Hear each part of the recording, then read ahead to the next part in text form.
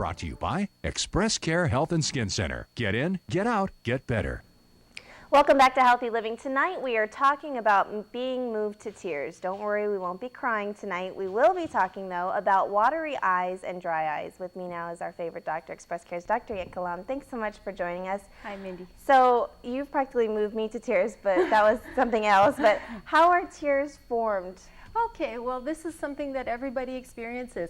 We have a lacrimal gland here at the corner of our eyebrows. It's a little tiny little flat gland, white looking, and it produces tears. And the tears are formed here. They come across the middle of the eye to wash it, and then they drip down into the tiny little tear duct right in the inner corner of your eye here and into your nose. And that's why when you cry, you always get a runny nose. Oh, okay. That makes sense. So why do we have tears? So, you know, there's three kinds of tears. The first kind is called the basal tears. They're always coming a little bit at a time to just lubricate your eyes, wash out any dust or impurities so that your eyes can stay nice and clear and moist. Then you have what's called reflex tears, and those are the kind that occur when you're irritated by something.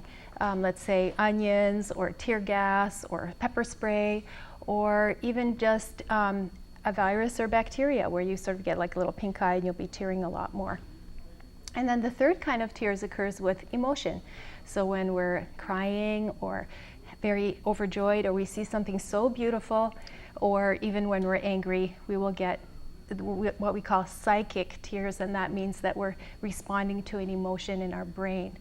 And a funny thing too is that we'll tear up when we vomit and when we yawn. Yes, I was just going to ask you about that. Why is that? Why is that when you yawn, and yeah, sometimes when you throw up, unfortunately, it happens. Unfortunately, there's everything dripping.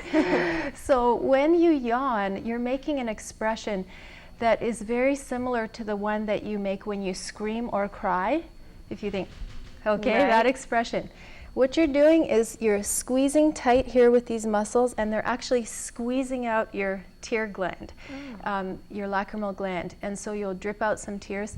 In addition to the fact that it stimulates your psychic, meaning your emotional center, it's the same expression that you make when you're crying almost, and so that will stimulate the psychic tears to come. Oh, okay. So what causes watery eyes? Like some people, it's just, they tear more Yes. than normal. Yes.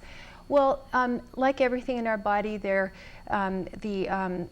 amount of lacrimation, that means the amount of tearing that we have, is controlled by our nervous system.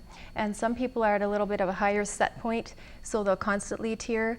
Also, another thing that happens is if they are prone to allergies, they're being stimulated with irritation all the time, and they will tear constantly.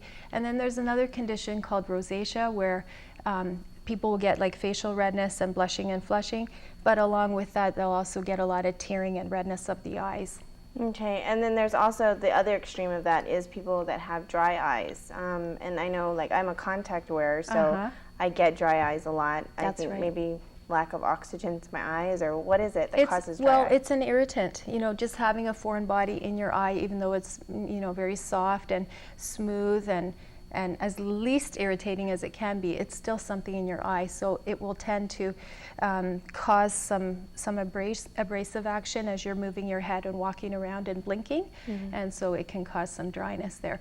But back to the dry eye question, this is something that can occur with different diseases.